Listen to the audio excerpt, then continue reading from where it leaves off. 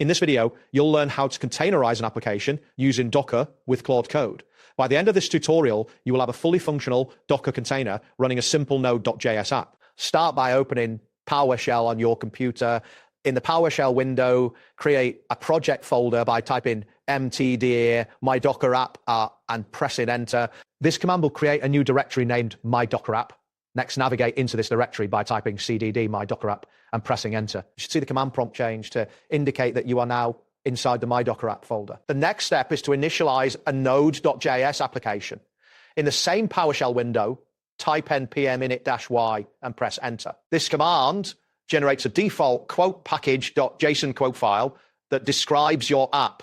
After that, install the Express framework by typing npm install express and pressing enter. This will download the Express library and its dependencies into your project folder. Now create a new file named server.js. You can do this by typing note PowerShell and pressing enter. This will open Notepad. In the Notepad window, paste the provided code snippet. This code sets up a basic Express server that listens on port 3000 and responds with hello Docker when accessed. After pasting the code, save the file and close Notepad. So test your application locally, return to the PowerShell window and type node server.js quote before pressing enter. This command will start your server. Open a web browser and navigate to http://localhost 3000. You should see the message hello Docker displayed in your browser. To stop the server, return to PowerShell and press Ctrl and C simultaneously. Next, you will prepare the Docker setup using Claude Code. Type Claude in PowerShell and press enter to initiate Claude Code. Once Claude is active, paste the prompt requesting to prepare your node.js app for Docker containerization.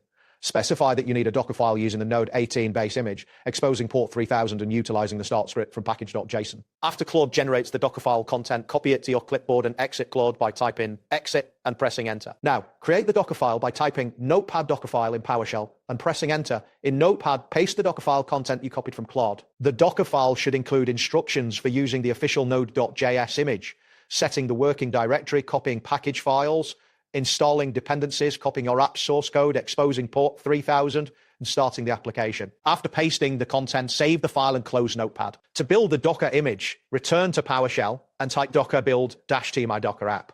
Before pressing enter, this command will read the Docker file and create an image named my Docker app. Once the build process completes, you can run your Docker container by typing docker run-p3000 my Docker app and pressing enter. This command maps port 3000 of the container to port 3000 on your host machine. Finally, open your web browser again and navigate to http://localhost 3000.